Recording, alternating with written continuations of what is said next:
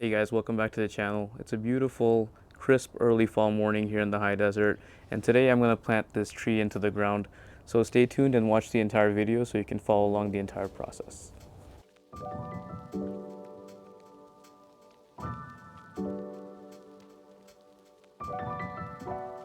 So just for a little bit of backstory on the process of getting and planting this tree, I used to have a really nice catalpa tree planted here in this part of my yard. Unfortunately, that catalpa tree was attacked by vine borers and it was kind of past the point of saving, so we had to make the hard decision of getting rid of it. So after I dug it out, this is the area that I'm planning on putting the new tree in. So after that catalpa tree was removed, I decided let's plant a fruit tree. So I ordered a Lapin's cherry tree online from a website. And let me tell you the tragedy of that tree.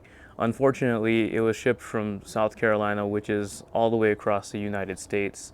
And I thought I was doing myself a favor by buying a large tree and that it would just get accustomed to the area much faster and give us maybe lots of cherries and stuff faster. But that was a big mistake. When I ordered that tree, it was a field grown tree, meaning that they grow it in the field and then they basically chop it off at the roots and put it in a burlap sack and ship it to you. Now, normally that's not a big deal, and the thing that I've learned is getting a tree in a burlap sack in that manner is fine if you're immediately ready to plant the tree. Now, there's a couple problems that I ran into with that process. First of all, it was blisteringly hot. It was in the middle of our heat wave. The temperatures were consistently over 100 degrees. So as soon as I got it, I noticed that the tree was already drooping a little bit. So the problem with having the tree in the burlap sack was I couldn't maintain it. I couldn't help the tree get accustomed to our conditions here, which are vastly different from the conditions in South Carolina. I couldn't gradually get it used to the heat. And I couldn't tell what it needed because I was watering the burlap sack and the water would pour out. So it was extremely difficult to tell even whether my tree was over or underwatered and why it was drooping so bad. Given I couldn't maintain it in the burlap sack, I had no choice but to go ahead and put it into the hole that we dug. So of course, when you don't properly harden off anything, whether it be a seedling or a potted plant or a tree, it just went downhill from there. So the leaves continued to get droopier and droopier. Um, I was like, well, maybe this is just some transplant shock. Let's give the tree some time and check on it, keep it nicely watered and well fed. But no, nothing could save it. It was just a slow, sad, tragic decline of my poor little cherry tree. But I learned a lot of things from that experience. Believe it or not, I kept the tree in that spot, just hoping that, maybe by next spring I'll see some buds or something. So it was really difficult to not pull the entire thing up. However, just the other day I was just grocery shopping at the grocery store and I saw one of these trees there. And it was the exact same one that I had planted, the Lapin's cherry. Oh, and don't mind that thing, that's just my papaya tree under a frost cover. It hasn't started freezing just yet, but this cover is just keeping my papaya tree warm because it's still getting kind of cold in the nights. So once I found this healthy looking tree in the store, and it's the exact same one as the one that I had in the ground, it opened up a question for me as far as, am my cherry tree still alive, or am I just babying a piece of wood am I just like wasting my time and my energy over this thing that probably just didn't survive? So then I performed what's called a scratch test, where you scratch the bark of the tree and you see if it's green. I did that initially too after planting the tree. I would periodically check it with the scratch test, but believe it or not, it was getting gradually more and more brown. Like it would start green from the top shoots and just get brown all the way down as the days went by. So very kind of not a good sign. When I found this other tree at the grocery store, I came right home. I didn't buy it right away, although I was very tempted. And I was like, you know what? I'm going to really look into this tree that I planted and see what's going on with it. Because if it's just a dead piece of wood that I'm watering for no reason, I definitely want to go back and get that healthy looking cherry tree and replace it. But anyways, I came home and I did another scratch test and I just found some dead and dry wood.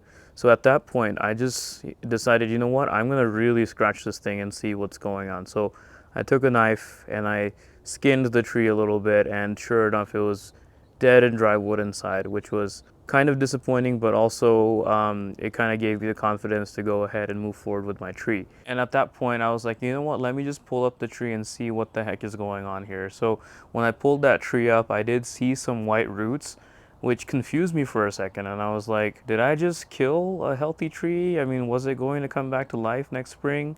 But here's what I basically came to a conclusion with. So these cherry trees are grafted trees, which basically means it's the tree that you want grafted onto a piece of rootstock, which has a lot of characteristics that you want in the tree. So it's kind of like a tree that's been spliced together. And I'm going to show you an example here. This is my dwarf peach tree, and this is also a grafted tree. As you can see, there's a graft right here where down here is the rootstock, so it has attributes that you want in your tree, including, you know, keeping its compact shape and size.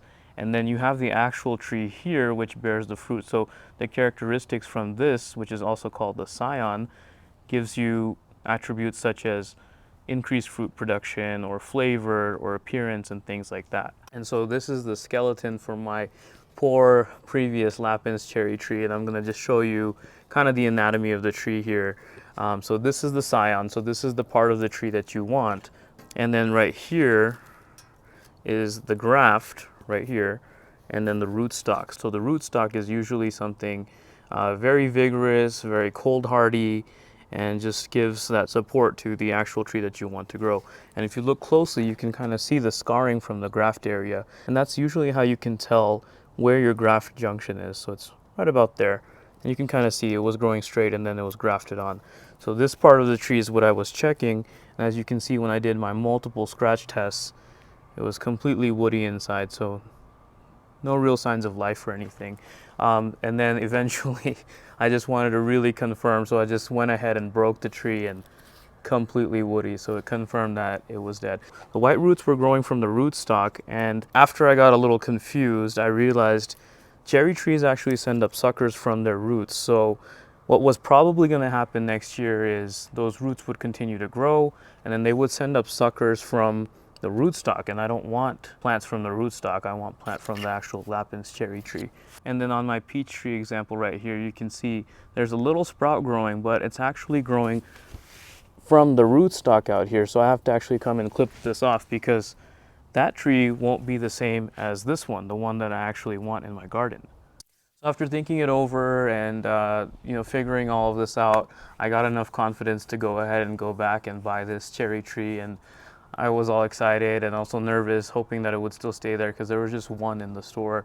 And I brought it home and I've been babying it ever since. And I've never been happier to have a tree in a pot, because it has made it so easy to manage and acclimate into our weather. And not only that, right now it's fall, so it's not being subjected to the harsh temperatures like the previous tree did. So I learned a couple things from the first experience. I would definitely prefer to buy locally if I can, because those trees will be more accustomed to our natural weather here. I don't think I'm going to buy trees ever again in the middle of a hot summer or a blistering heat wave. And even if I do, I want to make sure that it's potted up so I can actually bring it in and out and complete the hardening off process appropriately. One thing that I noticed about all of this, you guys, is trees are just a big potted plant. And if you've seen my other previous videos, you know I've potted up many different container plants before, as well as seedlings and everything. So hardening off process is pretty much the same for all of these plants. And this tree right here has responded so well to me slowly acclimating it to our weather and feeding it and watering it and taking all the necessary and appropriate steps to gradually get it used to where it's going to be. Yes, that means I took the pot in and out of the shade. I think the first day I just set it up next to a wall without any direct sunlight, and then I moved it in and out of the sun. I gave it like an hour or two of sun every day, slowly, gradually increased it day by day until it could tolerate the full sun of where it's going to be. And not only that, I kept it very close to its final planting place so that it would get really used to the exact conditions it was going to be subjected to. Oh, and I kept it covered with this thing too, so that no stray cats or even my cats would use it as a litter box. The tree did look a little bit droopy when I first got it from the store, so I immediately used one of my most powerful tools in the garden, a moisture meter, just to see what was going on with it. And the soil was completely bone dry. So I gave it a nice good watering after topping it off with some worm castings and composted manure as mulch. I basically treated it just like a new baby container plant, and I would encourage you to go back to my channel and see some of the shorts on how to pot up container plants if you're doing any container gardening, because those are foolproof methods for me, and they've always worked for every single one of my container plants, and they're all seeming to do very, very well. And then as far as this planting hole goes, thankfully it's already ready for planting today, because when I planted the first tree, I amended the soil really well. We have really heavy hard clay soil here naturally. As you can see, all the gravel and stuff here. Many of the houses here have yards that are xeriscaped, basically accounting for drought tolerant plants and things like that for less water usage. What happens is you sometimes have to dig through 6 inches of gravel and then really tough landscape fabric and then really rocky soil to plant anything. So it's a bit of a process, but I went through that entire process, and we got this planting hole really nice and ready, me and my friend. You know, we gave that first tree a really nice home to live and thrive in, and I guess it would have if it was hardened off in the appropriate manner, if we had the opportunity to do that. But you know, I'm still encouraged because it was growing roots, even though the roots were coming from the rootstock and not the actual part of the plant that I wanted to grow. So that keeps me encouraged for the fate of this new tree, as well as it makes it much easier for me to go ahead and plant this guy up. Right, enough of the talking, let's get this guy planted up. So as you guys can see, while I was hardening it off, I kept a stake on it and also just kind of put some bricks around the pot just so it wouldn't tip over due to the wind. We have some really high winds here occasionally, and that can really knock things around, and I didn't want anything to happen to this precious little plant.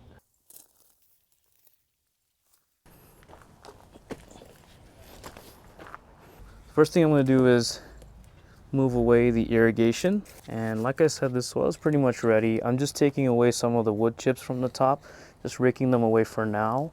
Look at that beautiful soil in there. If you want to see the actual layering process that I did with this planting hole, it's the same process I used for one of my other videos, and I'm going to link it right here. That way you can kind of see the step-by-step process that I do for this hard, compact desert clay soil. It's the exact same process, I just did it on a larger scale because of this tree. And I have been watering this planting hole periodically just to kind of keep the life there. As you can see, as I'm raking away some of this soil, you see those roots? Those are from the previous cherry tree, and they would have grown the rootstock and given us some suckers and whatnot. Look at this hard clay soil that we naturally have here. Look how tough that is.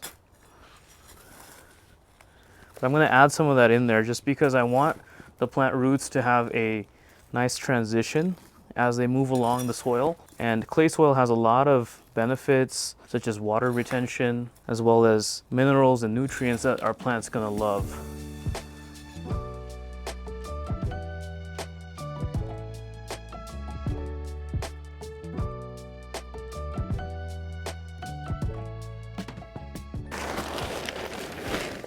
I really like the texture that forms whenever you mix clay soil into some good potting mix. So I'm going to remove the soil just as deep as this container.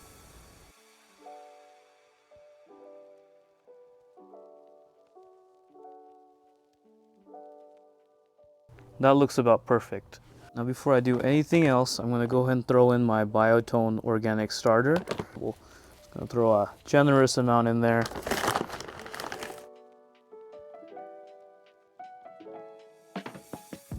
I usually like to fluff up the sides of my planting holes as well, just to kind of let everything kind of mix in. And then next what I'm going to do, you guys, is I'm going to remove some of the top layer of the potted tree and look for that root flare. So actually I'm going to go and take this tree out of the pot and then inspect the roots and find the root flare and everything. I'm so excited to see the roots, guys. Really take advantage when you're potting something up and do a nice root check. It's very important. It's one of the only times you actually get to see and inspect and learn about a plant's roots. So I'm just going to gently lay this tree on its side. I'm just going to kind of push around the nursery pot here, try to get it a little loose. There we go.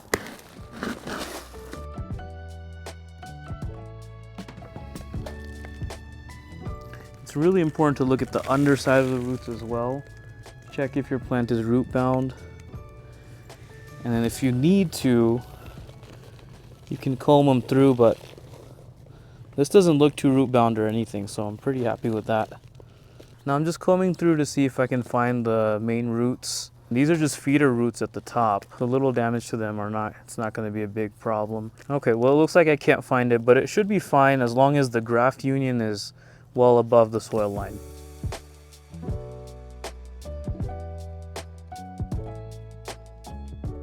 Guys, it looks so much happier already.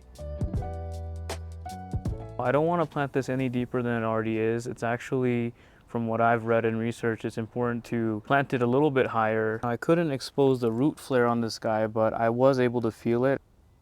I dug up some of the soil around the trunk, but you can see a lot of the surface roots there, and this is the appropriate depth to plant it. So I'm gonna backfill some of the soil and probably raise it maybe an inch or so, and then we'll finish up the process by topping off with some really good composted manure and worm castings, and then eventually put back some of the mulch. And one more thing, make sure you take the opportunity to make sure that the tree is standing straight before you backfill and get it all permanently settled into the ground.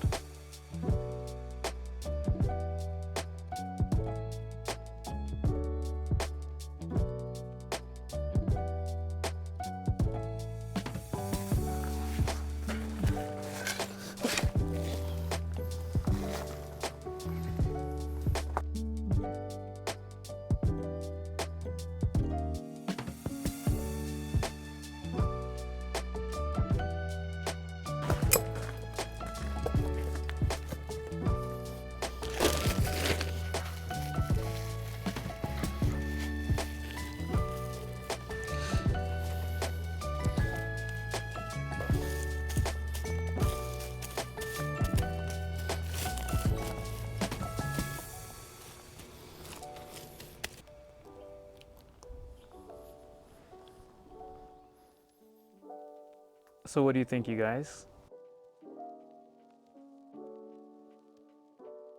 So the first thing I'm going to do is stake this guy in. And I bought some of these stakes from Amazon that I'm just going to kind of drive into the ground and tie it to these. Here in the high desert, we get some crazy winds, and I've had way too many plants snap over or get broken, or pots that have tipped over from our harsh winds here. So I'm definitely going to stake this guy up just to give him some security and the best chance that he can have. Now, if you do your research or read online about planting trees, you'll see that a lot of gardeners don't recommend staking your young plants. I think it's crazy if you think that your young tree is going to do okay here without any kind of support. Now, you don't have to get this fancy, guys. You can just put in 2 bamboo stakes and tie it with some stretchy tie tape or some soft string. Now, I did put it on in a way where the tree, it still has a little bit of give to allow the tree to learn how to support itself. For now, as it sets its roots into the ground and stabilizes itself, this will do just fine, just to kind of keep it upright and make sure it doesn't get ripped out of the ground. All right, guys, and finally, it's time to water this guy in. I'm going to toss in just a little splash of organic liquid kelp. This, and or if you use some fish fertilizer, should really help put in some really good microorganisms for that tree to grow. Get that mixed in there. You want to water in nice and deeply. Let all that soil settle in. And as you water your tree, it's going to sink a little bit. And that's one of the reasons why they recommend planting a little bit higher than you think.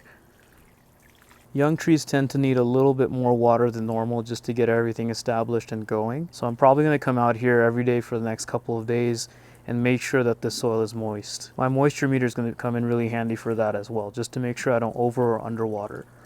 I'm going to go ahead and replace the irrigation. So what do you think, guys? I, for one, think that it's going to do really well here, and I'm very happy with how the process went. I mean, after all that care and nurturing and the careful ways that I just planted it, it's got to do well. It just has to. But that's it for today's video, you guys. Thanks for sticking through with me with this project and staying and watching the entire video. You'll have to subscribe to keep up to date with what's going on with it and just to see how it does. But anyways, thank you for watching the video. Please make sure to like, share, and comment if you enjoyed the video. Thanks for watching, and we'll see you on the next one.